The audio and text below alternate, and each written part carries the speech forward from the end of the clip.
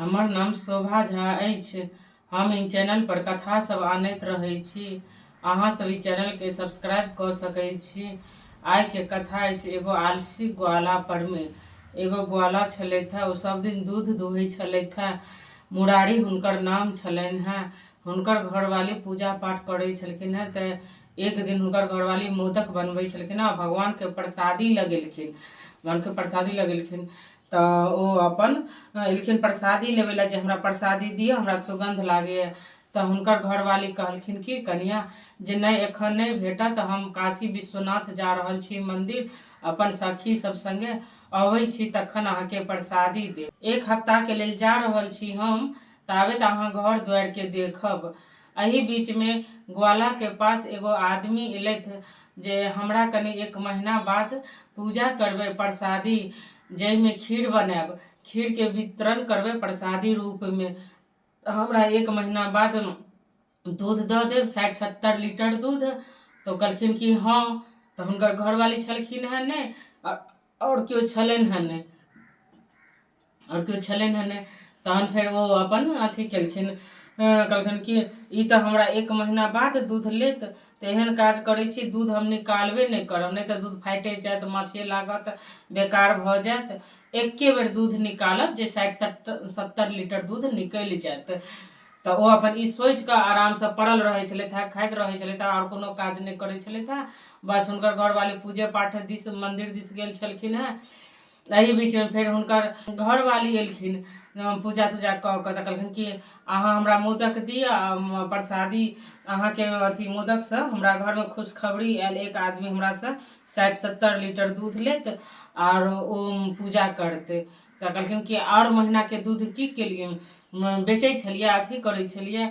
आ तो नहीं, हम तो नहीं बेचे छलिए, नहीं किछो करे छलिए। कहलिए जो आदमी दूध लेबे करते तो एके बेर दूध निकाल देबे 60-70 लीटर दूध आ हुनका दऽ देबनि।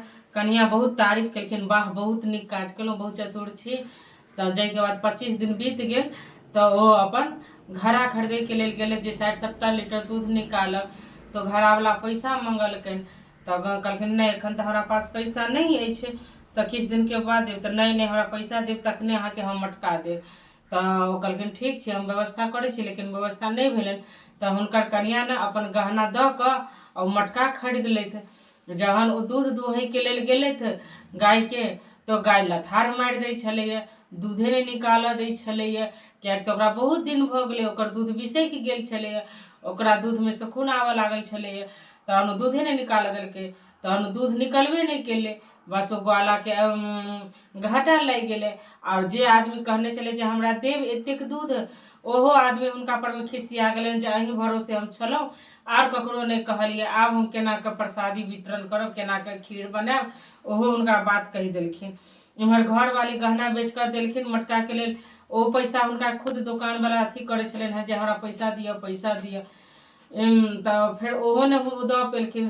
तो फिर अहिना टाइम पास भेले। ई कहानी के तहिए अंत भेल। ई कहानी से हमरा सबके यह सीख भेटैया जे काज के सही समय पर करक चाही, आलसी नहीं करक चाही। कल करे सो आज, आज करे सो अब करे सो अभी। जे डेली रूटीन रहे वह करक चाही, नहीं तो फिर दिक्कत भ जाय छै। जय मिथिला, जय मैथिली।